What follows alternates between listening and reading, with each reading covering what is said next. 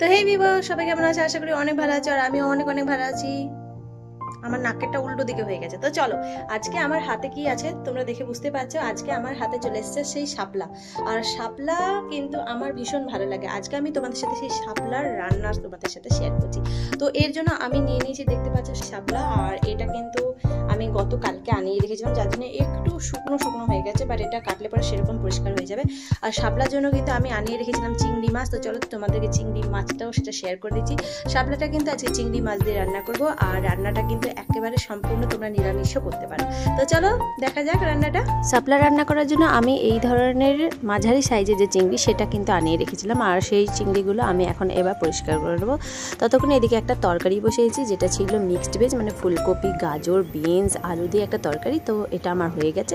তো এদিকে আমার চিংড়ি মাছটাও বেছে নেওয়া হয়েছে। আর চিংড়ি মাছটা বেছে নেবো খুব সুন্দর করে, তারপর জল দিয়ে ধুয়ে তারপর জলটা ঝরিয়ে ঠিক এইরকমভাবে একটু হলুদ মাখিয়ে রেখে দেবো। আর ততক্ষণে আমি চলো একটু শাপলাগুলো বেছে নিই। আর শাপলাগুলোকে একটু সুন্দরভাবে এরকম করে কেটে নিয়ে তারপরে কিন্তু এই যে দেখতে পাচ্ছ সুন্দর এই যে খোসাটা, মানে যে আঁশটা, সেটা কিন্তু একটু ছাড়িয়ে নিতে হবে। বাস, আর তো কোনো সমস্যা নেই শাপলা পরিষ্কার করা বা ছাড়ানোর জন্য।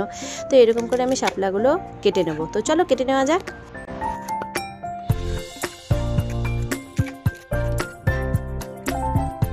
এদিকে শাপলা কাটা হয়ে গেছে। শাপলাগুলোকে আমি ভালোভাবে ধুয়ে নিলাম এবং ভালো করে জলটাও ঝরিয়ে নিলাম, যাতে আর জল না থাকে, কারণ শাপলা থেকে প্রচুর পরিমাণে জল বেরোয়। বন্ধুরা, যতক্ষণে শাপলাটা একটু জল ঝরতে দিয়ে এসেছি ততক্ষণে চলো চিংড়ি মাছটা ভেজে নিই। কিন্তু তার আগে আমি কয়েকটা বড়ি ভেজে নেব। বড়ি ভেজে নিতে হবে, তার কারণ হচ্ছে শাপলাতে কিন্তু আমাকে কয়েকটা বড়িও দিতে হবে, যাতে খাবারের যে সৌন্দর্য, সেই টেস্ট, সেটা কিন্তু একেবারে সমান সমান থাকে।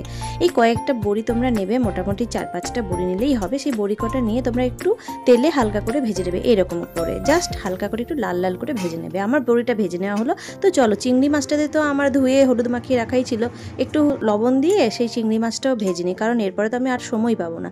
তো আমি এরপর সেই চিংড়ি মাছগুলো ভেজে নিলাম। তবে হ্যাঁ, সবটাই কিন্তু করবে সর্ষের তেল। সর্ষের তেলের পরিবর্তে তোমরা সাদা তেলও দিতে পারবে, কিন্তু এখানে কি হবে, টেস্টটা যেটা সেটা একটু কমে যাবে। কিন্তু চেষ্টা করবে অবশ্যই রান্নাটা পুরোটাই কিন্তু সর্ষের তেলে করতে। তো চলো দেখো, চিংড়ি মাছগুলো কিন্তু এই মুহূর্তে ঠিক আমার লাল লাল করে ভাজা হয়ে গেছে। তো চলো বাকি রান্নাটা কিন্তু দেখতে থাকো। ঠিক একই রকমভাবে বাকি চিংড়ি মাছগুলোও কিন্তু ভেজে নেবো। যতটা চিংড়ি মাছ রয়েছে ততটা মনে হচ্ছে 3-4 জনের খাওয়া হয়ে যাবে। তো চলো ভিডিও দেখতে থাকো।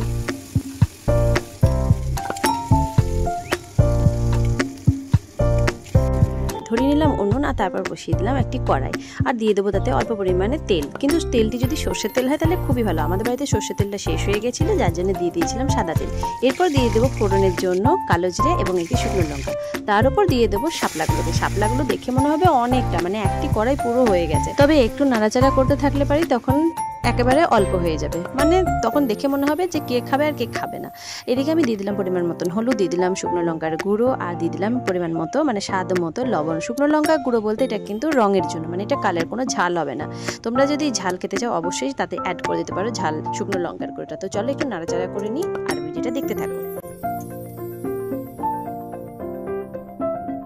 কিছুক্ষণ নাড়াচাড়া করার পর ঢাকা দিয়ে দেবো, কারণ একটু পরেই কিন্তু জল বেরিয়ে আসবে, আর সেই জলেই কিন্তু শাপলাটা সিদ্ধ হবে। তো ততক্ষণ আমি তিল নারকেলটা বেটে নিই। এবার আমি বাটিতে নিয়ে নিলাম সাদা তিল, এটা ছিল 2 চামচ মতো। চলো যাই সাদা তিল আর তার সাথে নারকেল কুড়োটাও বেটে নিই।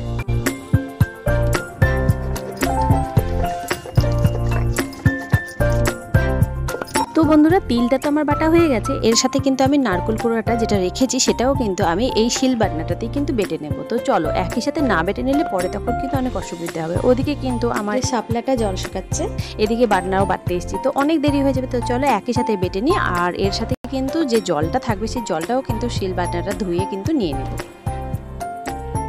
এদিকে নারকেল বাটা হয়ে গেছে। তো চলো নারকেল বাটাটা রেখে দিই, এরপর শিল বাটনাটা ধুয়ে নিই। এদিকে শাপলাটা খুলে এখন দেখে নিই কতটা জল।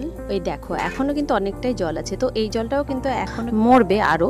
তো চলো এর মধ্যে আমরা দিয়ে দিলাম চেরা কাঁচা লঙ্কা, যেটি আমি রেখেছিলাম একটু ঝাল ঝাল হবে। তো এরই সাথে কিন্তু আমি দিয়ে দেবো নারকেল এবং তিল, যে বাটাটা আমি বেটেছি সেটা। তো নারকেল তিল বাটাটা দিয়ে দেওয়ার পর এরকম করে ভালোভাবে কিন্তু একটু নাড়াচাড়া করে নেব। আর দেখতে পাবে, একটু দেখে মনে হবে পোস্ত দিলে পরে যেরকম কালারটা আসে এরকমই কালারটা চলে আসবে।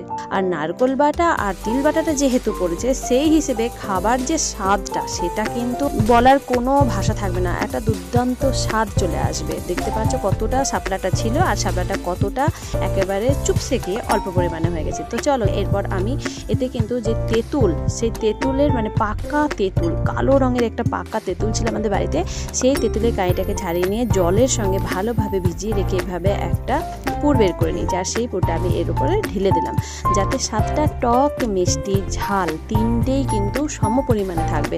এটা যখন ভাতের সঙ্গে তোমরা খাবে মানে কি বল, আর কিচ্ছু এর সাথে লাগবে না।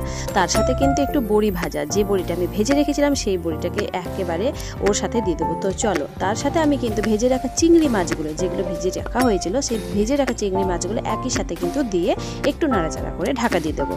ভাজা চিংড়ি মাছ যারা খাবে না, মানে যারা চাইবে একেবারে নিরামিষ খেতে বা যারা চাইবে না যে মাছ খাবো না সেই জায়গায় অন্য কিছু দিতে, কিন্তু না, ভাজা মাছটা একেবারে না দিলেও চলবে, সেটা সম্পূর্ণ নিরামিষভাবে যাবে। সেখানে এই যখন আমরা নারকেল বাটা ও তিল বাটাটা দেবো তখন কিন্তু একটু নাড়াচাড়া করে জলটা যখন মরবে তখন কিন্তু নামিয়ে দেবো, কারণ চিংড়ি মাছটা দেওয়ার পর এর স্বাদটা কিন্তু এক দুর্দান্ত হয়ে উঠবে।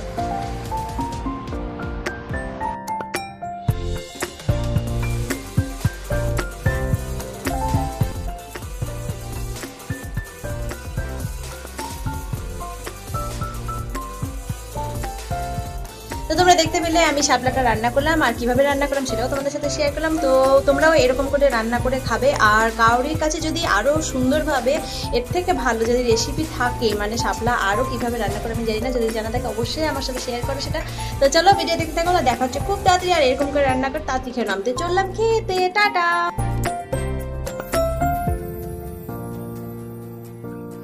তো বন্ধুরা ভিডিও দেখতে কেমন লাগলো কমেন্ট বক্সে অবশ্যই জানাবে। তো চ্যানেলটিকে অবশ্যই সাবস্ক্রাইব করে পাশে থাকবে। তো টাটা।